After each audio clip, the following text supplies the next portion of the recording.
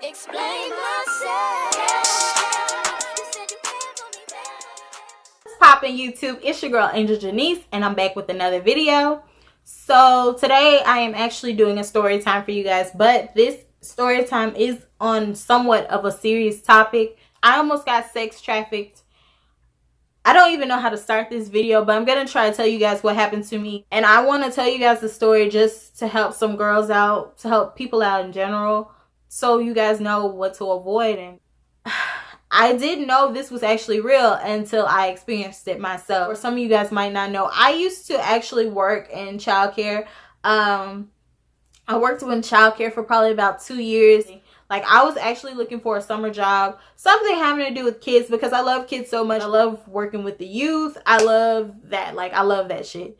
I was looking for a summer job, and I found this posting online. I'm not gonna say what particular site because I'm not trying to bash any type of job sites that you guys might look for jobs on, but it is a pretty popular site. And it was this posting that was up, and it was about a summer camp position actually, and it was for somewhere that was far away from where I live. It was a summer job posting either in Connecticut, I believe. It was basically like a posting up. It said looking for college students or people that have any type of college education, freshmen in college or upcoming college students, to basically mentor these kids for summers. They were looking for counselors, people that were either athletic, someone that was either upcoming college student or was currently a college student.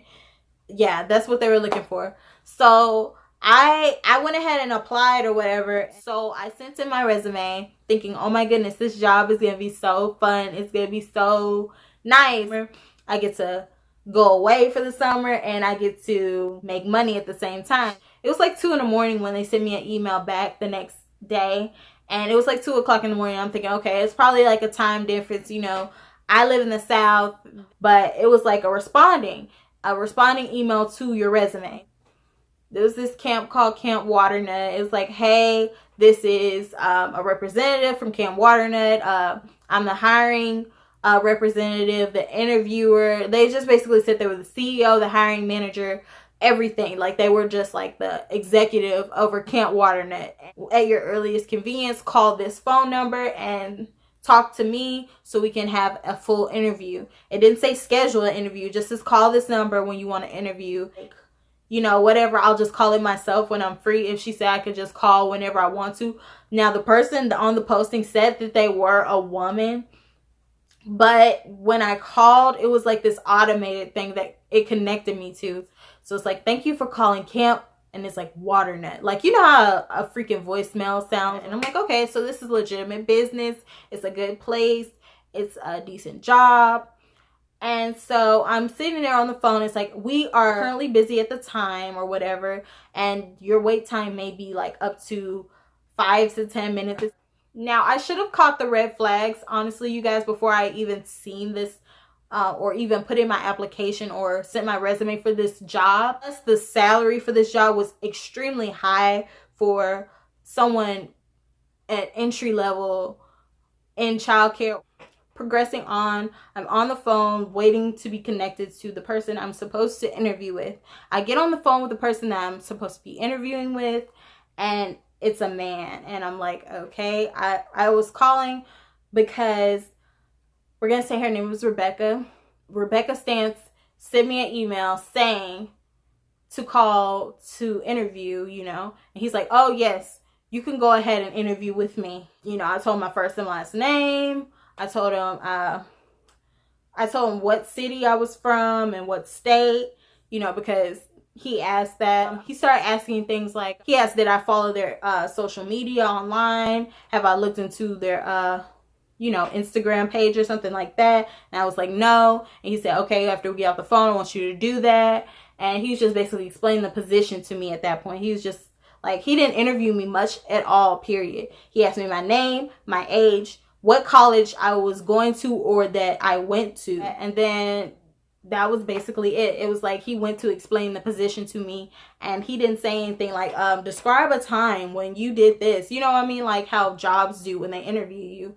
He didn't do any of that. he just went straight into explaining the position to me as if I had received it, like it was my job now. And he was like, yes, do you have any more questions? I was like, so basically about this job, how do you guys, you know, want to go about paying for expenses for flights, you know, for me to get there? Like, he said if I wanted to, I could pay for my own flight, but if I didn't have the funds at the time, that he would schedule everything himself and I would just get, you know, transported. Continuing on, after we got off the phone, he told me to go ahead and look up their social media. He told me to go ahead and send him my actual address, like of where I particularly lived, and to go ahead and fill out this form. And it was a form basically saying, like, it was like a background check. Like, I wasn't finna give him my social or give him my address and everything like that until I received some sort of website or something to confirm that they were real. You know what I mean? Because he never told me a website to go to. He never, you know, explained to me fully and deeply what they do at the camp. Basically, you have to be able to be pretty athletic. He asked me if I was pretty athletic. I think it might have been 2, maybe 3 days later, he sent me another email. He said, did you ever go and check out our Instagram and whatnot, you know, just so you could get a feel of what kind of camp we are. And I was like, oh, no, I haven't. So I go to check the Instagram, and the page that he sent me to that said Camp Waternut was private.